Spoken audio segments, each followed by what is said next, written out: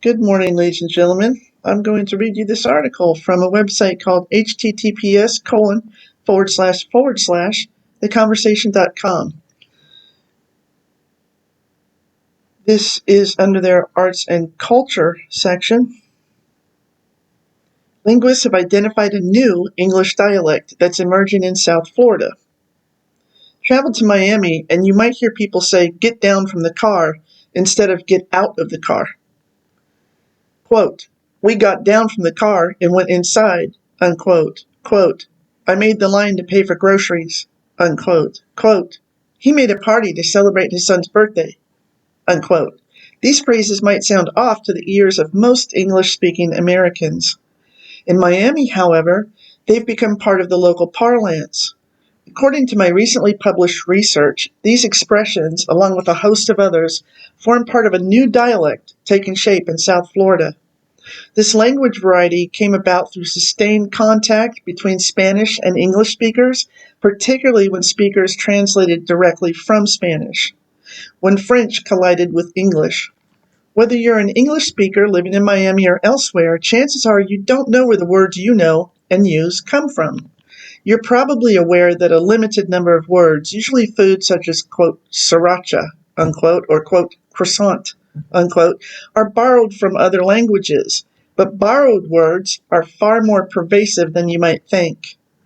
They're all over English vocabulary.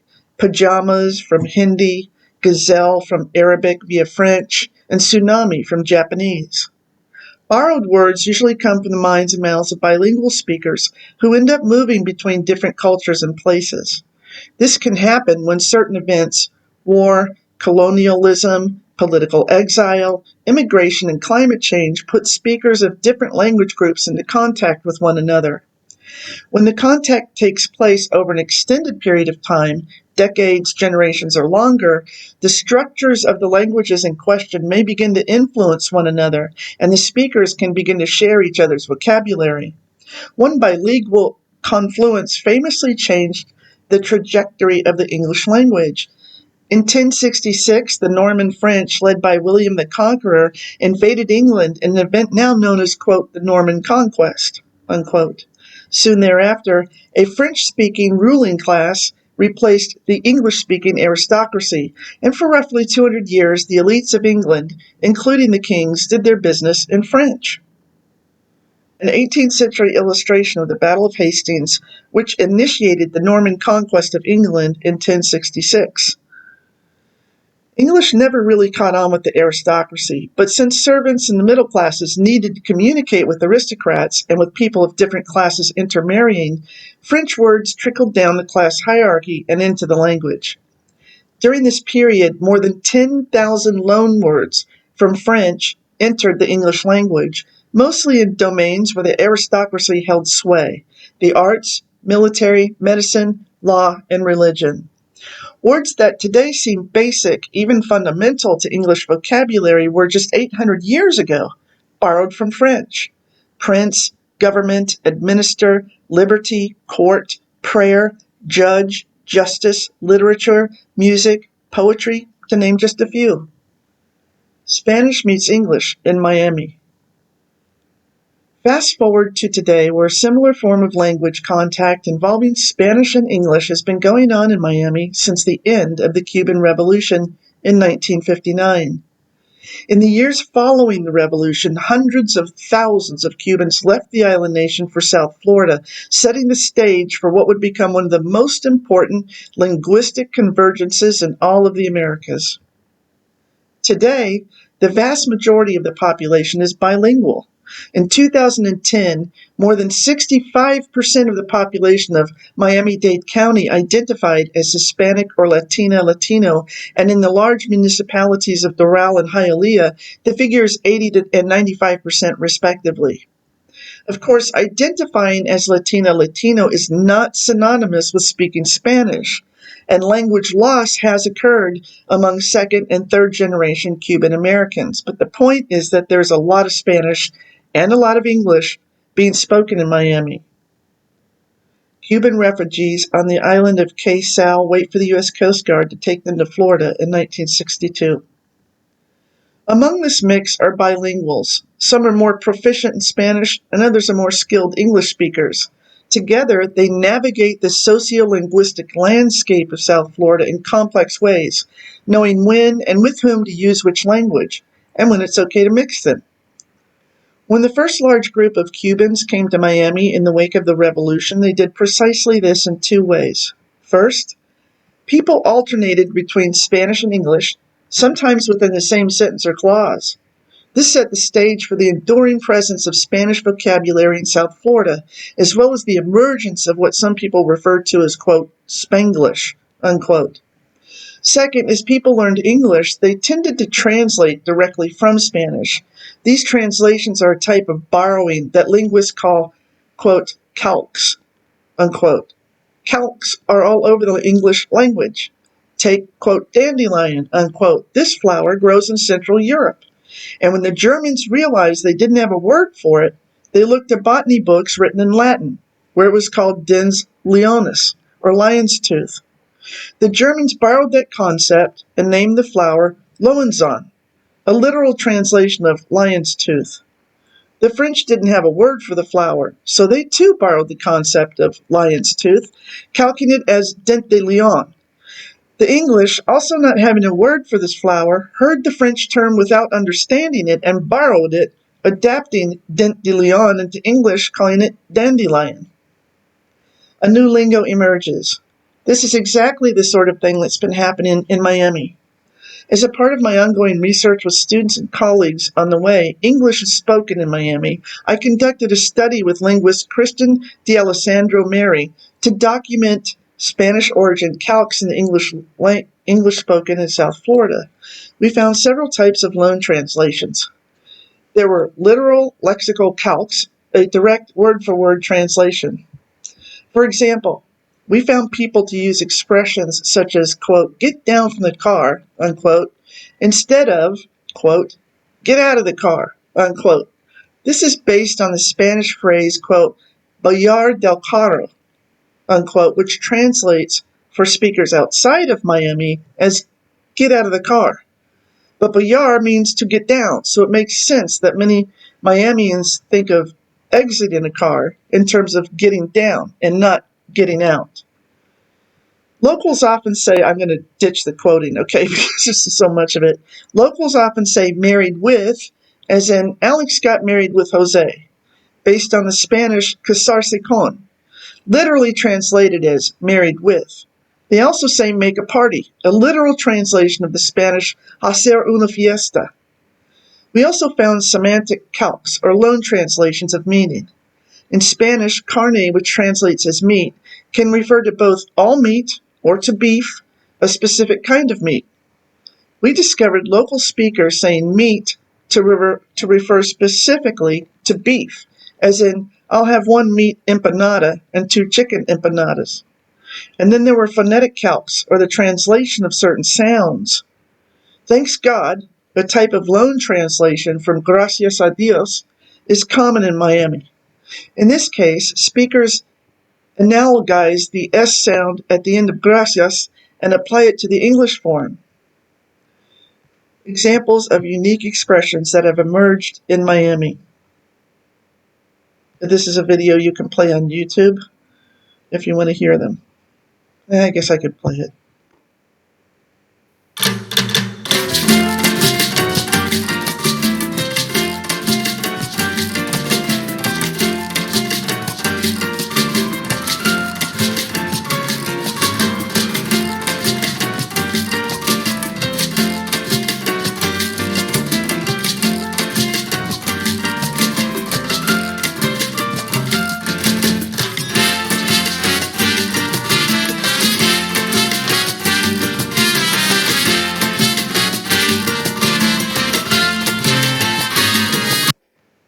That was interesting and quick.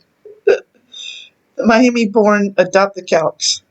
We found that some expressions were used only among the immigrant generation. For example, throw a photo, from tirar una foto, is a variation of take a photo. But other expressions were used among the Miami-born, a group who may be bilingual but speak English as their primary language. In an experiment, we asked Miamians and people from elsewhere in the U.S. to rate local expressions such as married with, alongside the non-local versions like married to. Both groups deemed the non-local versions acceptable, but Miamians rated most of the local expressions significantly more favorably than folks from elsewhere. Language is always changing is practically a truism. Most people know that Old English is radically different from modern English, or that English in London sounds different from English in New Delhi, New York City, Sydney, and Cape Town, South Africa. But rarely do we pause to think about how these changes take place or to ponder where dialects and words come from. Get down from the car, just like dandelion, is a reminder that every word and every expression have a history. Want to understand the world? The Conversation has editions around the globe, from Europe to Africa to Australia. Twice a week, you can read a selection of fascinating articles. In a newsletter, my colleagues and I curate to showcase some of the best of the international network. You'll find different perspectives on news, events, and research that is shaping the world we live in. You'll discover analytical reports and podcasts exploring themes that other parts of the U.S. media often miss. If you want to understand the wider world, then this is one newsletter to subscribe to. Stephen Kahn, Executive Editor, The Conversation International. So I like to give people a look at the website too after I read the article. And let's see here. The nation, you got the United States, let's go home. Let's go home.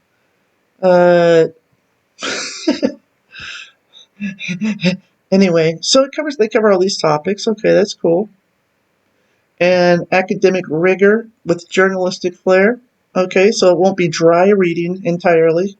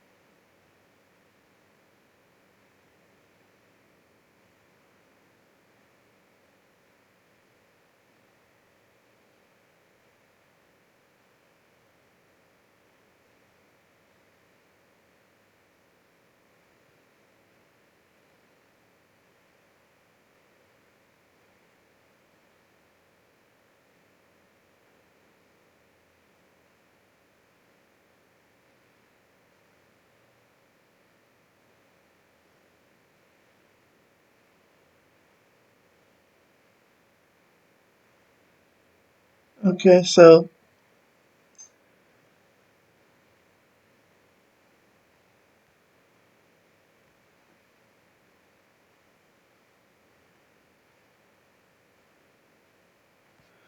I'm going to read this too. About the Conversation, we are a nonprofit, independent news organization dedicated to unlocking the knowledge of experts for the public good.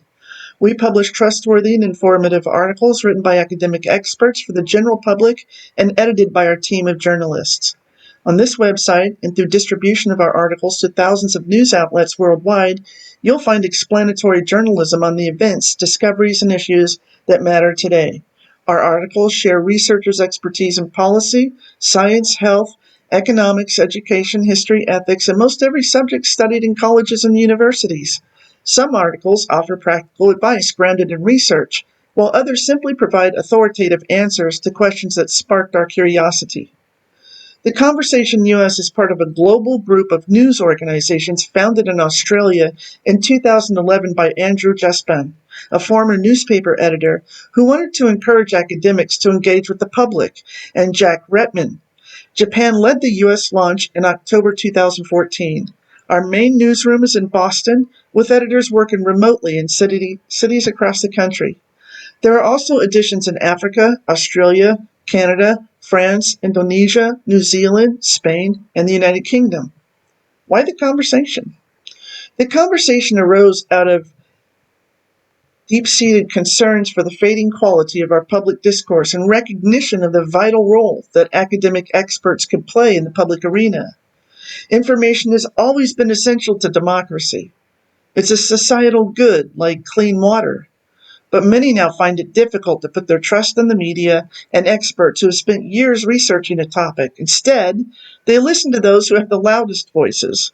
Those uninformed views are amplified by social media networks that reward those who spark outrage instead of insight or thoughtful discussion. The Conversation US seeks to be part of the solution to this problem, to raise up the voices of true experts and to make their knowledge available to everyone. The Conversation's editorial process is deliberate and collaborative. Our editors pay close attention to the news environment to identify the issues citizens are concerned about.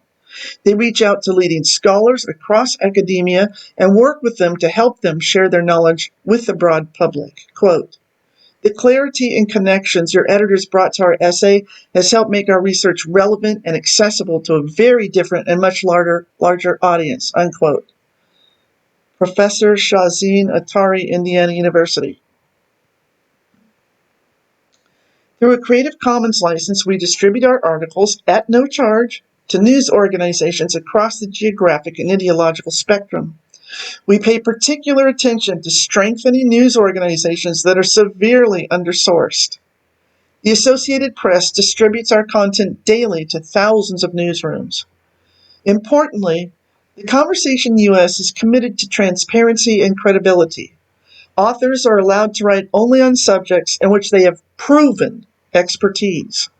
They must sign a disclosure statement outlining any relevant funding or affiliations. We disclose all of the Conversation's US funders on our homepage and elsewhere. Our goals are summed up in our editorial charter. Quote, "Working with the Conversation helped me summarize years of academic research into a succinct article. One of my goals is to share my research with people who are not academics and to have it help them in some way. Articles in the Conversation have allowed me to do that," unquote. Professor Rebecca Jansen, University of South Carolina. Our approach has hit a responsive chord. After growing steadily since our launch, our readership soared after the pandemic began in early 2020. Today, the Conversation US has published scholars at more than 900 colleges and universities and more than 17,000 articles sharing their expertise on subjects from astronomy to Zoroastrianism. If you're a scholar interested in writing for us, please send us a pitch. Our major funding comes from the generous support of foundations and universities, as well as readers, for which we are grateful. If you value the Conversation's journalism, we would appreciate your donation.